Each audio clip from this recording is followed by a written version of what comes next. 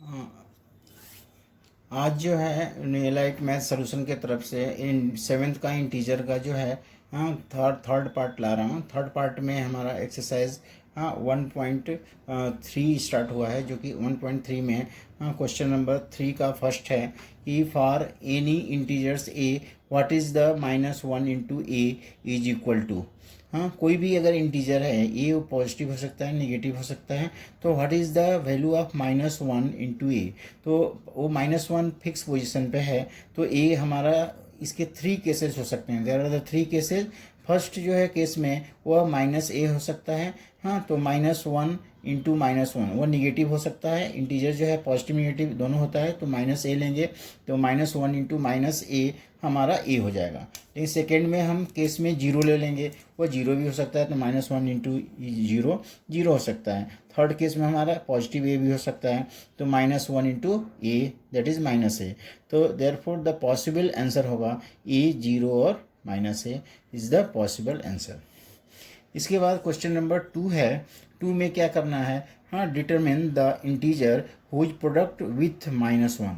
हाँ, यहाँ पे इंटीजर को हमको बताना है, हाँ, जो कि जिसका प्रोडक्ट विथ -1 हो, जिसका प्रोडक्ट -1 होना ही होना चाहिए।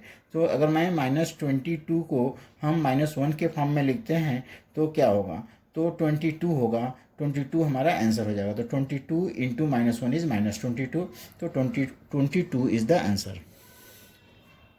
37 को लिखना है -1 के फॉर्म में, तो -1 एक पहला अगर इसका प्रोडक्ट है या फैक्टर है तो इसका -37 होगा, तो पॉजिटिव होगा। हमारा सेकेंड आंसर -37 हो जाएगा।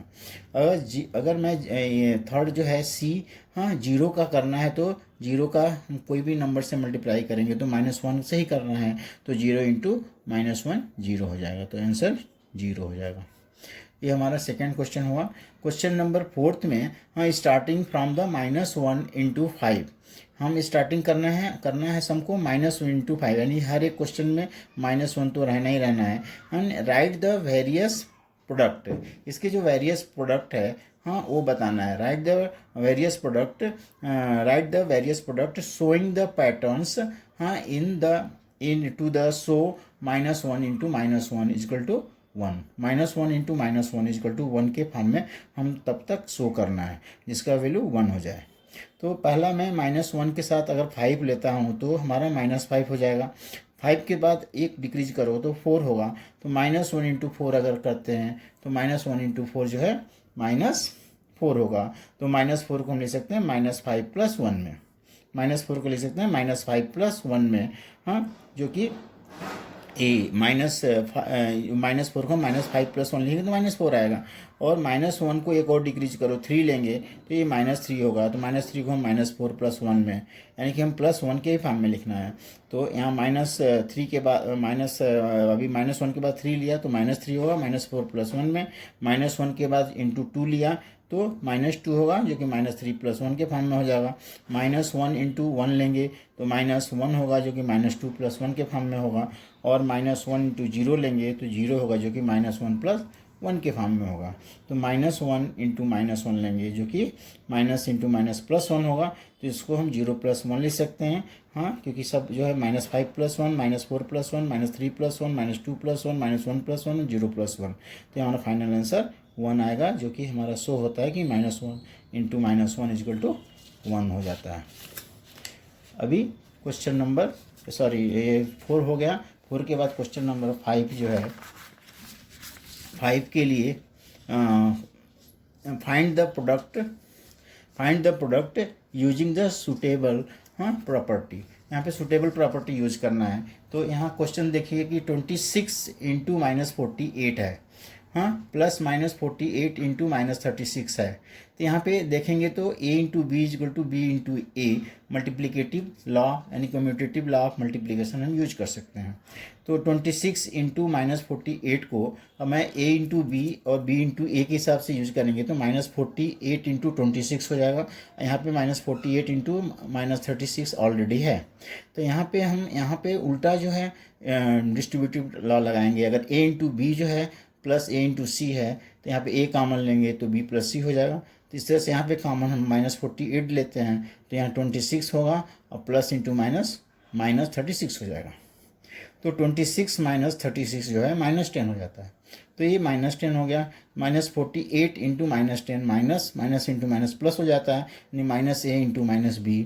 ये भी हमारा लॉ बताया था कि -a इंटू -b हमारा ab हो जाता है, या -a इंटू -b प्लस बोलो, या -a इंटू -b जो है ab हो जाता है। तो यहाँ पे हो जाएगा -48 इंटू -10 इज 480 हो जाएगा। अभी क्वेश्चन नंबर बी है। बी में क्या है, 8 इंटू 53 हाँ इंटू -125। तो 8 इंटू 53 इंटू -125 हाँ, इसको सॉल्व करने के लिए हम पहले क्या करेंगे, यहाँ पे 8 इंटू 53 और इंटू -125 को एक साथ ले लेंगे। तो ये हो जाएगा कितना, हाँ 8 इंटू -125 हाँ यहाँ पे a into B equal to B into A ले लिया, तो -125 हाँ इंटू 53 हो गया। तो a into B equal to B into ये कम्यूटेटिव लॉ यूज़ करेंगे, तो ये हो जाएगा 8 इंटू हमारा यहाँ पे -125 पहले आएगा इंटू 53 हो जाएगा। तो अब यहाँ पे हम यूज़ करने जा रहे हैं, यहाँ पे हम यूज़ कर रहे हैं एसोसिएटिव लॉ ऑफ मल्टीप्लिकेशन। यहाँ एसोसिएशन हम 8 इंटू -125 का ले रहे हैं ताकि इसका वैल्यू 1000 हो जाए। 8 5 जा 40 करके 1000 होगा, 0 0 आएगा, इसलिए मैं इसको एक साथ ले रहा हूँ इंटू 53। तो यहाँ मल्टीप्लाई करेंगे तो -1000 होगा इंटू 53, तो -53,000 हो जाएगा। नेक्स्ट क्वेश्चन है सी, 15 इंटू -25 इंटू -4 इंटू -10। तो 15 इंटू -25 इंटू -4 एक साथ अगर ले लेते हैं तो ये माइनस इंटू माइनस प्लस होता है, या -a इंटू -b लॉ लगाएंगे तो ए भी होता है। तो इस तरह से हम यहाँ पे ये लॉ लगाएंगे तो ये -25 इंटू -4 100 हो जाएगा। यहाँ पे -10 हो गया, तो 100 इंटू -10 -1000 हो जाएगा, और 15 इंटू -1000 -15,000 हो जाएगा।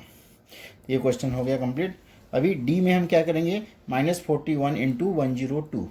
तो -41 इंटू 102, तो 102 को हम 100 प्लस 2 करेंगे, तो -41 इंटू 100 प्लस 2 करेंगे, तो -41 इंटू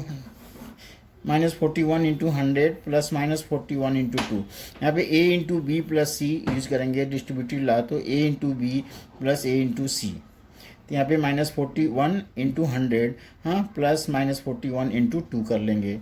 यहाँ पर distributive law of multiplication use किया, तो -41 इंटू 100 -4100 हो गया, और -41 इंटू 2 -82 हो जाएगा।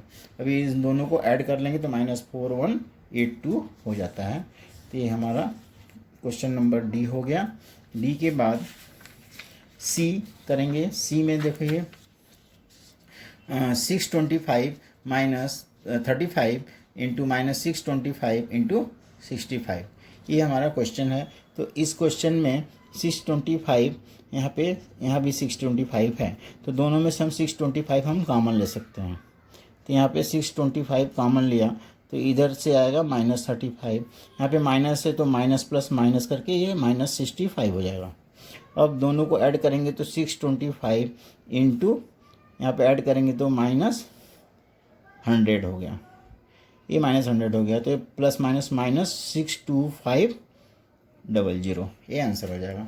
तो हमको ऐसा इसमें प्रॉपर्टी यूज तो करना ही है। यहाँ पे अगर कॉमन देख रहे हैं सेम तो कॉमन ले लेंगे, और बाकी टर्म को सिंप्लीफाई करेंगे। यहाँ प्लस इंटू माइनस -65 हो जाएगा, दोनों को ऐड करेंगे तो -100 हो गया, और 100 से मल्टीप्लाई करना बहुत ज़्यादा ईजी है। यानी 2 0 है तो 625 नंबर ए लिख लेंगे, उसके आगे 2 0 लगा देंगे, तो मल्टीप्लाई करने की ज़रूरत भी नहीं होगा।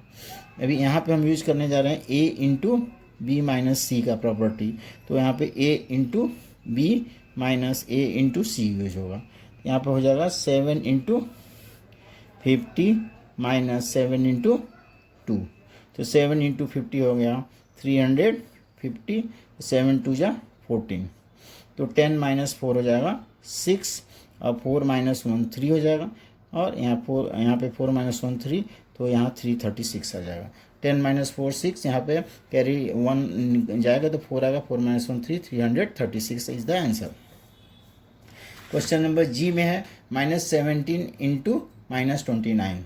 तो -17 इंटू -29 में -17 इंटू -29 को -30 + 1 कर सकते हैं। अभी इसको करने से क्या होगा, -17 का मल्टीप्लाई -30 में करेंगे और प्लस -17 का मल्टीप्लाई 1 में करेंगे। तो हमारा यूज़ किया A into B plus C, जिसको हम डिस्ट्रीब्यूटिव लॉ करते हैं, नहीं A into B plus A into C, ये मैंने यूज़ किया। तो 17 का टेबल में 17 3 जा होता है 51, माइनस इंटू माइनस प्लस हो जाएगा, तो 510 हो जाएगा और -17 हो जाएगा। अब इसको माइनस करेंगे तो 10 - 7 3 हो जाएगा, यहाँ पे 0 हो जाएगा, 10 - 1 9 हो जाएगा, 493 आंसर हो जाएगा।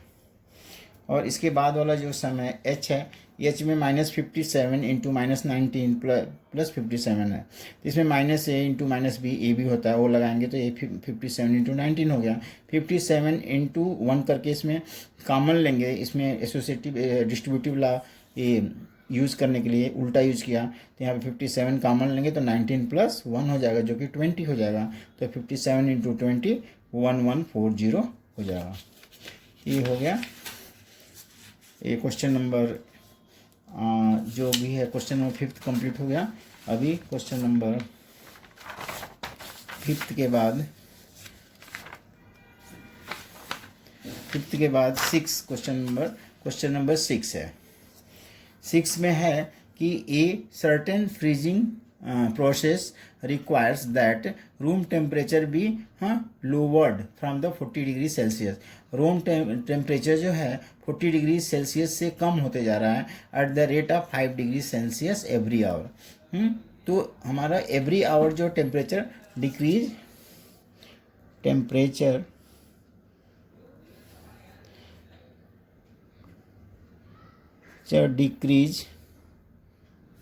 every hour, that is -5 degree Celsius decrease होता है। तो यानी every hour what will be the room temperature 10 hour after the process begins. तो 10 आवर्स में टेम्परेचर क्या होगा, टेम्परेचर डिक्रीज इन 10 आवर्स, तो -5 इंटू 10 -50 डिग्री सेल्सियस। तो टेम्परेचर 10 आवर में इतना डिक्रीज होगा। After this a certain freezing process requires that the room temperature be lowered from the 40 degree Celsius at the rate of 5 degree Celsius every hour. And what will be the room temperature of the 10 hours. Room temperature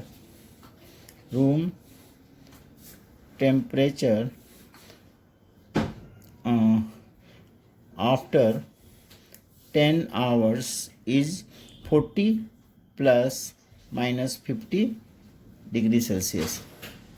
So that is -10 degree Celsius is the answer. तो क्योंकि हमारे हर our में decrease हो रहा है -5 degree, तो 10 hour में -50 degree decrease हो गया। तो रूम टेम्परेचर हमारा 40 पे है और 40 से डिक्रीज होके क्या हो रहा है, यानी 40 + -50 होगा degree Celsius, that is -10 degree हो जाएगा।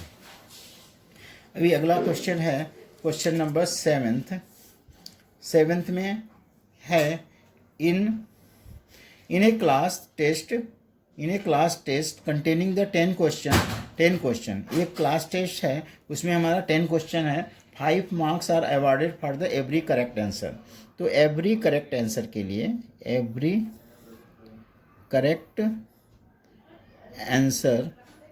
के लिए हमको 5 मार्क्स मिलता है, एंड एवरी इनकरेक्ट आंसर के लिए -2। एवरी इनकरेक्ट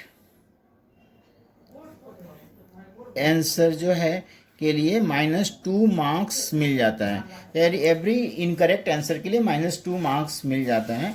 तो awarded for the every incorrect answer and for questions not attempt. अगर 0 मार्क्स जो है, अगर कोई क्वेश्चन अटेम्प्ट नहीं करते हैं तो उसके लिए 0 मार्क है। तो क्वेश्चन अटेम्प्ट नहीं करते हैं तो उसके लिए 0 मार्क है। तो पहला क्वेश्चन है Mohan gets the 4 correct answer. तो मोहन को जो है 4 करेक्ट आंसर देता है एंड 6 इनकरेक्ट है। What is his score. तो मोहन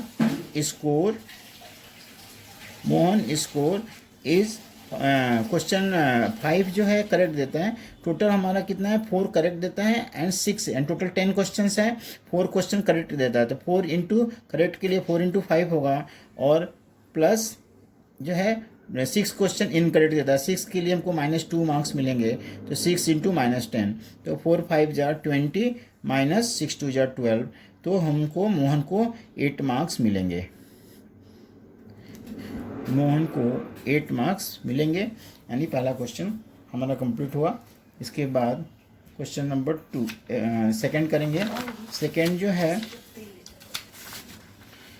क्वेश्चन नंबर सेकंड में Reshma gets 5 correct answer and 5 incorrect answer. तो 5 करेक्ट आंसर कितना होगा, तो रेशमा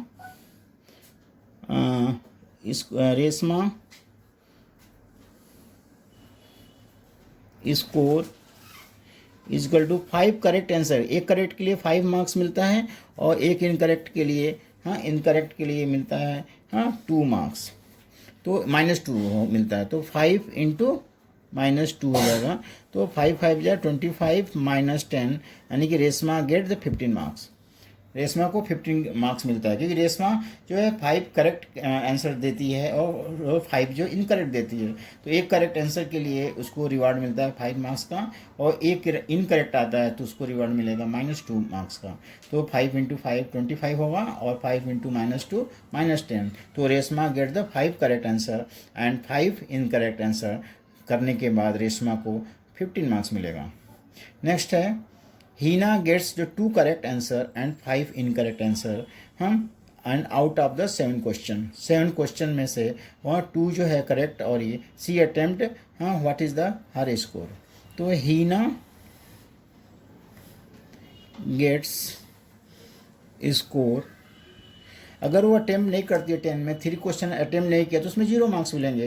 तो Heena gets the 2 correct answer, तो 2 करेक्ट आंसर के लिए 2 इंटू 5 होगा और इनकरेक्ट आंसर के लिए हमारा 5 इनकरेक्ट आंसर के लिए हमारा -2 हो जाएगा।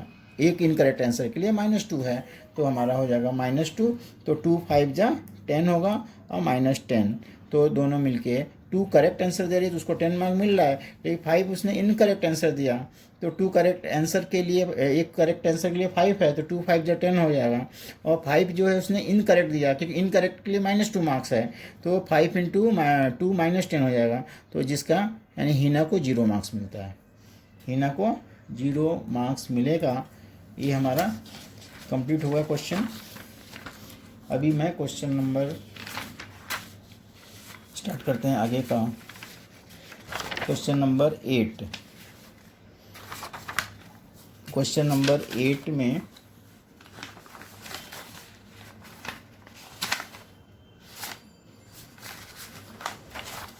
क्वेश्चन नंबर 8 में है एक cement company earns A profit of ₹8 पर बैग ऑफ वाइट सीमेंट। एक सीमेंट की कंपनी है जिसको एक सीमेंट की कंपनी है जिसमें उसको अर्न होता है ₹8 पर बैग, ₹8 पर bag of white cement and sold and A loss of the ₹5 पर बैग। अगर सीमेंट का जो है अगर ग्रे कलर का सीमेंट है, आप ग्रे सीमेंट सोल्ड करता है तो उसको ₹5 के हिसाब से लॉस होता है। तो पहला क्वेश्चन इसके ऊपर है, the company sells 3000 bags of white cement and 5000 bags of the grey cement in a month, what is the profit और लॉस। तो कंपनी को प्रॉफिट और लॉस क्या होता है, अगर निगेटिव आता तो प्रॉफिट होगा और पॉजिटिव होगा तो हमारा लॉस होगा। तो हमारा प्रॉफिट होगा कि लॉस होगा, उसको फाइंड करने के लिए the company sell 3000 bags of the white cement bag. तो वाइट सीमेंट बैग अगर वो सेल करता है तो उस कंडीशन में वो ₹8 का रेट्स के हिसाब से बेचता है।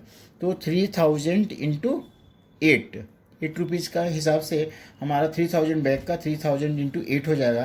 And white cement sold and loss जो है ₹5 ग्रे कलर में होता है, तो लॉस होगा -5, और ये ग्रे कलर का बैग हमारा 5000 है, इसमें लॉस हो रहा है -5 का। तो ये हो गया 23, 8 3 24,000 और 25,000, तो ये हो जाएगा -1,000। तो -1,000 रुपीज़ का लॉस, मतलब हमारा लॉस हो रहा है कितना, 1,000 रुपीज़ का, 1,000 रुपीज़ का लॉस हो गया। नेक्स्ट क्वेश्चन है, what is the number of the white cement bags, हाँ it must be sells to have the neither profit nor loss, हाँ if the number of the grey bags sold is 6,400 bags. So what is the number of the white cement?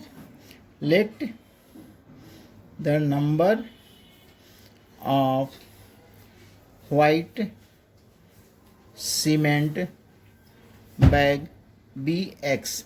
तो मैं white cement bag को अगर मैं x assume करता हूँ तो हमारा, क्योंकि वाइट सीमेंट बैग को हाँ x एज्यूम करते तो हमारा 8 जो है हाँ रुपीज़ की रेट से उसका प्राइस क्या होगा, तो न, क्योंकि हमारा बैग x है तो प्राइस ऑफ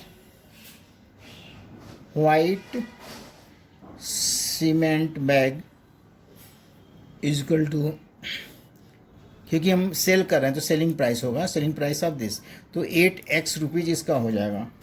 और 6,400 बैग जो है हाँ यहाँ पे इसका है, तो लॉस हो रहा है। The number of the grey bag, तो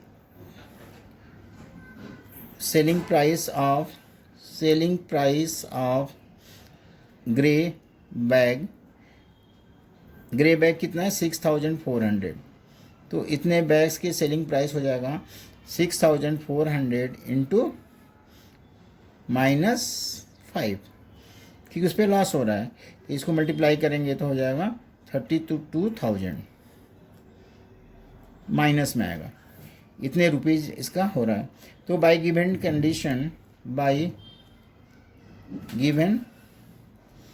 condition neither loss nor profit, neither loss nor profit, ना तो लॉस हो रहा है ना तो प्रॉफिट हो रहा है, हाँ उस केस में हम क्या बोलेंगे, अगर लॉस भी नहीं हो रहा है प्रॉफिट भी नहीं हो रहा है तो क्या होगा, बाय गिवन कंडीशन हाँ दोनों का जो सम 0 हो जाएगा, यानी 8x प्लस -32,000 इक्वल टू 0 हो जाएगा।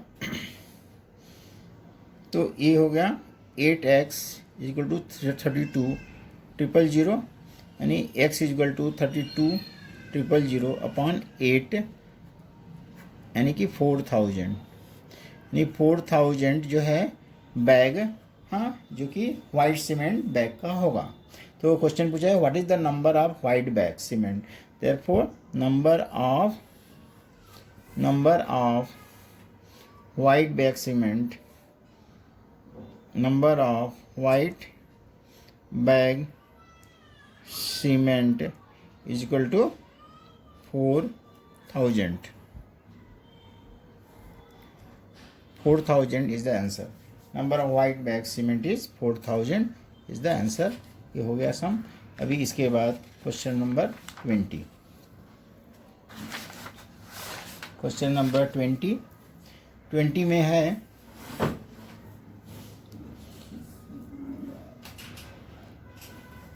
क्वेश्चन नंबर 20 में है replace the blank with an the integer to make हाँ इट इज़ ट्रू स्टेटमेंट। हाँ हमको इसमें बताना है कि कौन सा स्टेटमेंट ट्रू है, तो ट्रू के लिए हम देखेंगे तो -3 हाँ इंटू दिस 27, तो -3 में विच नंबर्स मल्टीप्लाई करेंगे तो 27 होगा, तो -9 is the answer.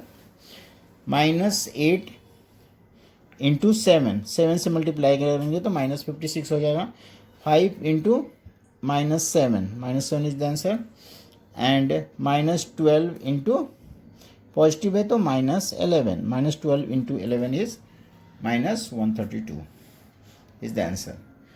Next topics is division of integers, how to divide the integers. Integers को हम डिवाइड कैसे करेंगे, तो इंटीजर को डिवाइड करने के लिए a dividing by -a divide by -b equal to -a divide by b, where b is not equal to 0।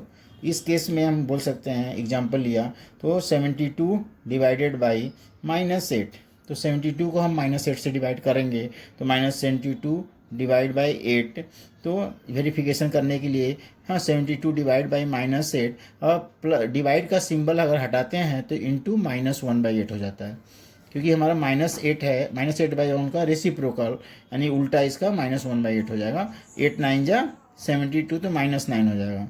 तो -72 divided by 8 equal to -72 into 1/8। तो इस तरह से हमारा -9, यानी हम LHS लिया RHS लिया, दोनों से वैल्यू इक्वल आ गया, तो ये प्रूफ हो जाता है। क्वेश्चन नंबर 2, इसके ऊपर जो सेकेंड प्रॉपर्टी है डिवीजन ऑफ इसका इंटीजर्स का, वो -a dividing by -b equal to a dividing by b, ये प्रॉपर्टी है। पहले वाला प्रॉपर्टी में a divided by -b equal to -a divided by b, तो ये सेम है। वही -36 डिवाइडेड बाई -4 लेंगे तो 36 divided by 4 that is 36 into 1/4, 4 9 जा 36 हो जाएगा। ये हमारा प्रॉपर्टी नंबर 2 हो गया। प्रॉपर्टी और डिविजन्स ऑफ इंटीजर्स, अगर -8 डिवाइडिंग बाई -4 अगर लिए तो 8 डिवाइडिंग बाई 4 हो जाएगा। इसके ऊपर एग्जांपल 8 इंटू 1/4, दैट इज़ 4 2 जा 8 होगा, और जो कि 2 हो जाएगा। इसका ऑब्जर्वेशन है इंटीजर है, दो इंटीजर्स का डिवाइड करते हैं तो वो भी इंटीजर ही आता है। ए का डिवाइड अगर 1 से करेंगे तो ए ही आएगा, जो कि ए अगर इंटीजर है तो उसका डिवीजन करने के बाद भी एक इंटीजर ही आता है।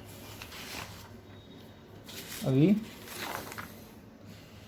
एक्सरसाइज 1.4 में पहला क्वेश्चन है evaluate each of the following. तो -30 डिवाइडिंग बाई 10 करेंगे तो -30 डिवाइड का सिंबल जैसे हटाएंगे तो इंटू 1/10 होगा, जो कि -3 हो जाएगा। बी क्वेश्चन होमवर्क में करना है। सी -36 डिवाइडिंग बाई -9 है, तो -36 डिवाइड का सिंबल हटाओगे इंटू -1/9, तो माइनस इंटू माइनस प्लस हो जाएगा, 9 4 जा 36, तो -4 इंटू -1 4 हो जाएगा। डी और ई होमवर्क करना है। F 0 dividing by -12, 0 dividing by -12 है, तो 0 इंटू -1/12 होगा, तो कोई भी चीज़ का मल्टीप्लाई 0 से करेंगे तो 0 आ जाएगा। जी सम में -31 है डिवाइडिंग बाई, ये दोनों ऐड करेंगे तो क्या हो जाएगा, -31 हो जाएगा। तो -31 इंटू -1/31, तो ये हमारा कट हो जाएगा, 1 हो जाता है आंसर।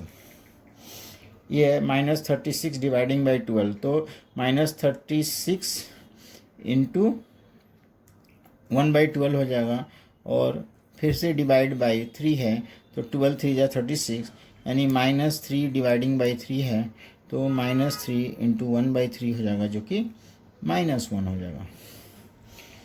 -6 + 5 -1 है, -2 + 1 -1 है, यानी कि ब्रैकेट का पहले सॉल्व कर लेंगे और फिर डिवाइड का सिंबल रहेगा, तो -1 अपन -1 माइनस ये हो जाएगा। ये प्रॉपर्टी अगर यूज़ करेंगे तो -a divide by -a equal to हो जाएगा 1, तो इस तरह से हमारा 1 हो जाता है।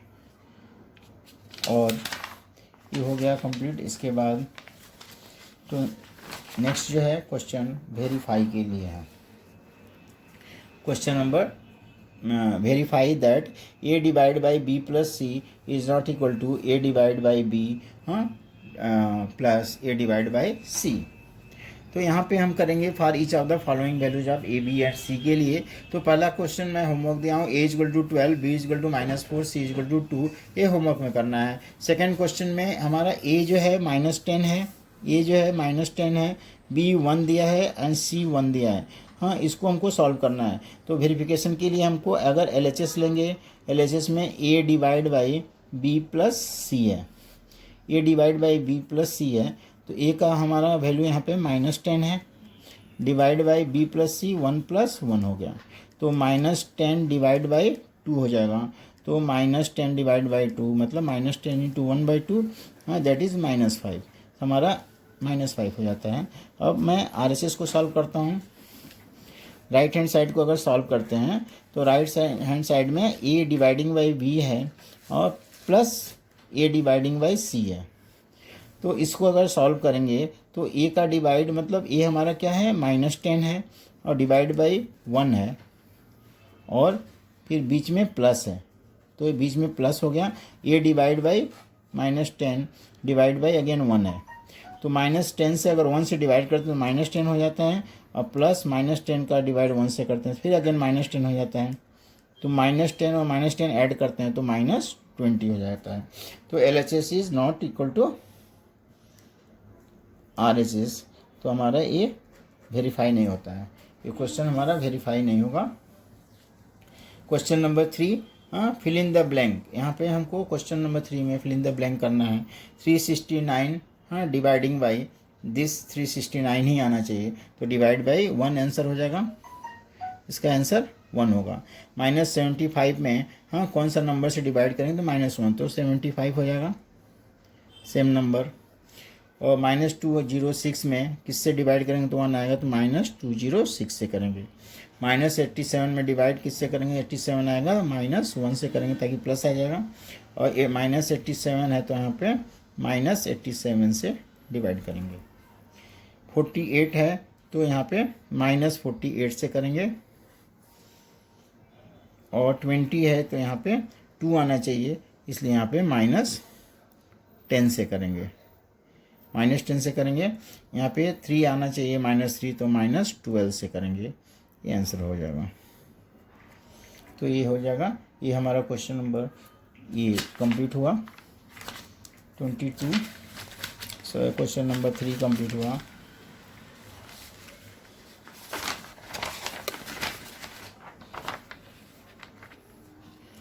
अभी नेक्स्ट है, write the pair of integers a b such that a dividing by b equal to -3, a divide by b equal to -3 and one such pair is 6 -2। 6 -2 का पेयर है, बिकॉज 6 डिवाइडिंग बाई -2 इज -3, हमारा इस form में लिखना है। तो यहाँ पे 3 dividing by -1 equal to 3 dividing by, क्योंकि हमारा पहला जो है ए है, दूसरा बी है, तो हमारा ए की जगह 3 आएगा, बी की जगह -1 आ गया, डिवाइड करने पर हमारा सबका रिजल्ट -3 आएगा।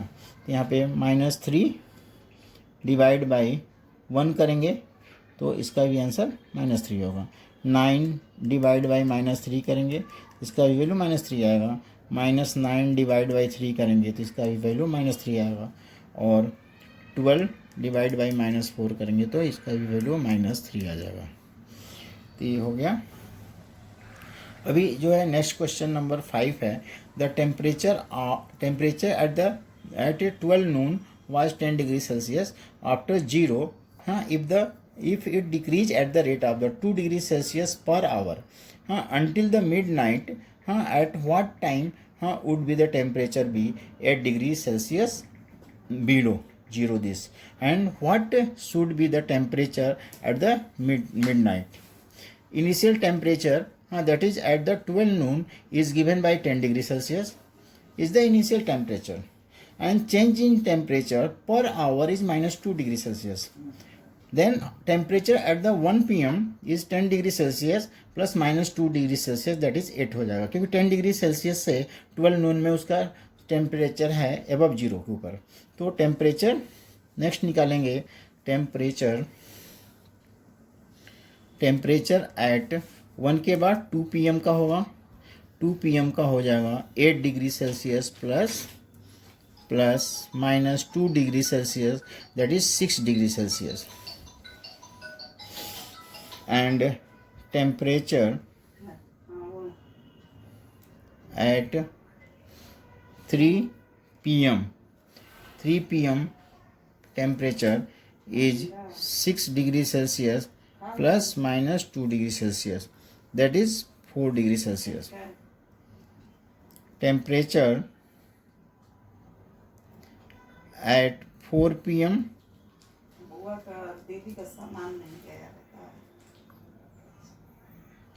4 PM is 4 degree Celsius plus -2 degree Celsius, that is 2 degree Celsius. Temperature at 5 PM is 2 degree Celsius plus -2 degree Celsius is 0 degree Celsius, and temperature at 6 PM is 0 degree Celsius plus minus 2 degree Celsius is minus 2 degree Celsius. After then, temperature at 7 p.m. is minus 2 degree Celsius plus minus 2 degree Celsius is minus 4 degree Celsius. ये minus 4 degree Celsius temperature हो गया. After then कि अभी 7 के बाद 8 PM होगा. 8 क्योंकि हमको 8 आना चाहिए, तो 7 के बाद 8 करने के लिए अभी नेक्स्ट टेम्परेचर लिखेंगे. तो नेक्स्ट हो जाएगा temperature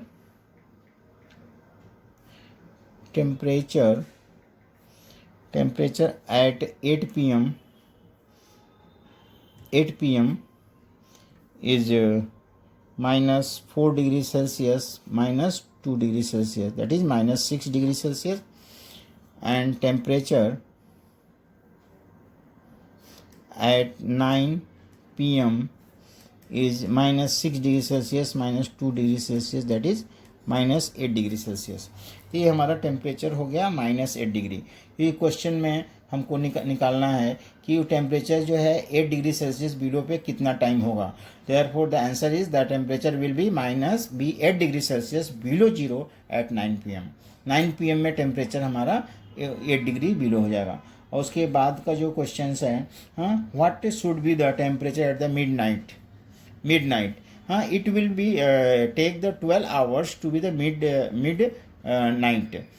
Starting from the 12 noon. 12 noon से हमारा कितना होगा 12 AM तक लेंगे.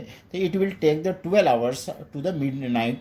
After 12 noon, the change in temperature in 12 hours. 12 hours में चेंज, क्योंकि माइनस 2 डिग्री हर घंटे में टेम्परेचर कम हो रहा है, तो minus 2 × 12 minus 24 degree Celsius. At the mid night the temperature will B 10, क्योंकि हमारा 10 पहले से था, 10 प्लस माइनस 24 अभी आया, तो माइनस 14 डिग्री सेल्सियस हो जाएगा.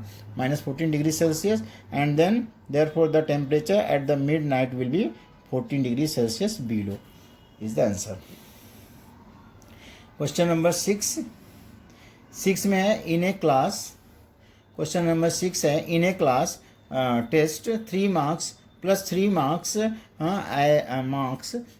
as given for the every correct answer. यानी 3 marks जो है करेक्ट आंसर के लिए दिए जाते हैं, and -2 marks are given for the every incorrect answer, and the no marks for the not attempting any question. कोई क्वेश्चन अटेम्प्ट नहीं करता, इसके लिए नो मार्क्स है. तो पहला क्वेश्चन है, राधिका स्कोर 20 marks. राधिका को 20 marks मिलता है if she has got the 12 correct answer. 12 correct answer देती है तो उसको 20 marks मिलता है. How many questions has she attempt incorrectly. तो इनकरेक्टली उसने कितना अटेम्प्ट किया.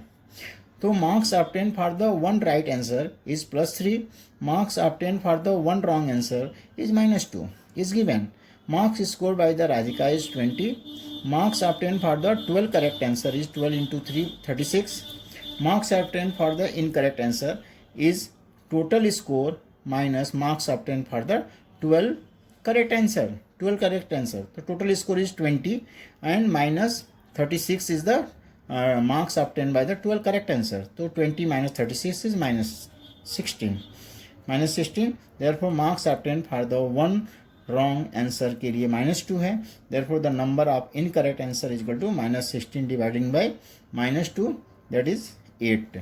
Therefore C attempts 8 question wrongly. 8 question उसने रॉन्ग अटेम्प्ट किया. We Mohini scores -5 in the test through the she had got the 7 correct answer. How many questions has the attempt incorrectly. तो same as above, ये घर पे आप लोग कर सकते हो. अभी नेक्स्ट क्वेश्चन थोड़ा अलग है, इसको मैं बता दे रहा हूँ कि Rakesh scored the 18 marks by attempting the 16 questions, and how many questions has he attempt the correctly, and how many has he attempt incorrectly. तो let the number of correct answer be x, हमको incorrect का निकालना है। तो bye given condition, क्योंकि एक correct answer के लिए उसको 3 मार्क्स मिलता है, और जितना क्योंकि टोटल क्वेश्चन 16 है, तो 16 में से हम x माइनस करेंगे तो इनकरेक्ट क्वेश्चन होगा। इनकरेक्ट क्वेश्चन के लिए उसको -2 मार्क्स मिलता है, तो -2 हो गया। उसके ऊपर उसको 18 मार्क्स मिलता है। तो 3x इसको सॉल्व करेंगे तो 16 टू जा -32 प्लस 2x इजक्वल टू 18, यानी कि 3x plus 2x 5x is equal to 18 plus 32, यानी 5x is equal to 8 plus 2 10, 3 plus 1 4 and 5 50, यानी x इजक्वल टू 50/5, यानी कि हमारा 10, यानी x का वैल्यू 10 आ गया। तो हमारा ये नंबर ऑफ करेक्ट आंसर है। हमको फाइंड क्या करना है, इनकरेक्ट आंसर। तो number of incorrect answer is equal to 16 minus x, तो 16 माइनस 10 दैट इज 6 हो गया। ये हो जाएगा आंसर क्वेश्चन नंबर ये थर्ड का। तो ये क्वेश्चन कंप्लीट हो गया। अभी ये होने के बाद थोड़ा सा और बाकी है,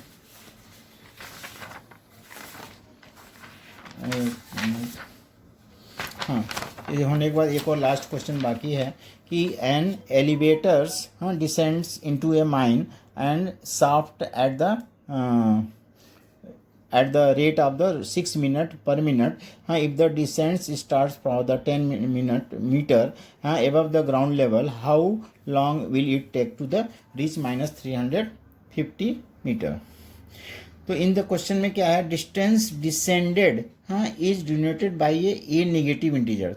डिसेंडेड मतलब कम होना, तो हमारा ए नेगेटिव इंटीजर से इसको करते हैं। और इनिशियली हाइट देखा जाए तो उसका +10 मीटर है, और फाइनल डेप्थ जो है दिया है -350 मीटर। तो total distance to be the descend by the elevator is equal to -350 -10 +10 होगा तो -360 मीटर हो जाएगा। And time taken by the elevator to descend is -6 metre को 1 मिनट में होता है। तो time taken by the elevator to the descended is -360 dividing by -6, जो कि 60 मिनट हो जाएगा। 60 मिनट हमारा करेक्ट आंसर 1 आवर होगा। तो ये वीडियो आपका यहाँ पे ये चैप्टर कंप्लीट हो जाता है 7th का इंटीजर्स। और ये वीडियो आपको अच्छा लगे तो इसको लाइक कीजिए, सब्सक्राइब कीजिए। आज के लिए वीडियो में इतना ही है। आप लोगों को नमस्कार।